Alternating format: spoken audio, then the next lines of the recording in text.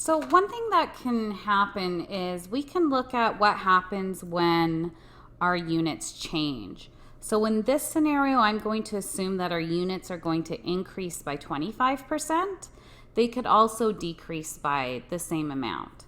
So when I'm looking at an increase, I'm going to multiply the 80,000 by 1.25, and then that'll gross up the amount of units that I'm looking at. So that means if my sales in units increase by 25%, I'm selling 100,000 units. Now what I want to do is recreate my contribution margin income statement reflecting this new information. So I can take the 100,000, multiply that by 2, and then that'll give me my sales. So my new sales will be 200,000. If I take 100,000 and times that by 0.8, then 80,000 of that is for my variable costs.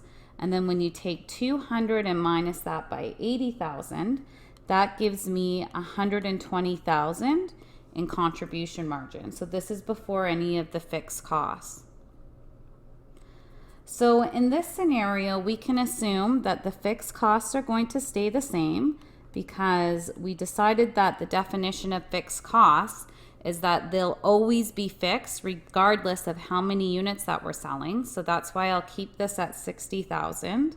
And then you can take 120 and minus 60,000, and then that leaves me with 60,000 of earnings before interest and taxes. Now in our scenario, let's say that the interest is fixed, because the interest will have to be paid off of different type of bank loans that you would have that have different interest rate attached to those. So regardless of how much money or how much income we bring in, we'll still have to pay the interest off on those loans. So I'll just keep that at 12,000. So then when we calculate our earnings before tax, I'll take the 60,000 and minus the 12, and this will give us 48,000.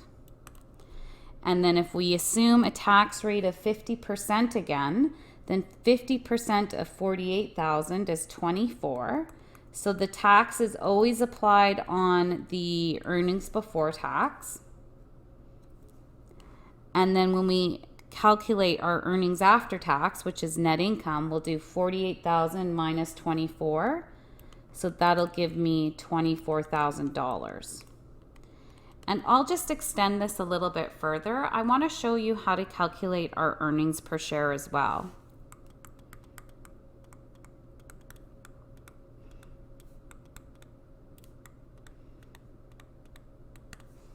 Okay, so if we assume that our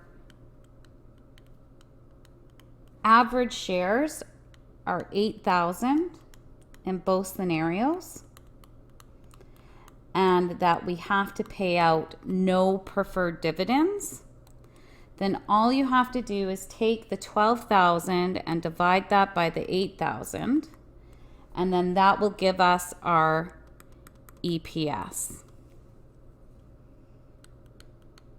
So 12,000 divided by 8,000 is $1.50, and 24 divided by 8,000 is $3.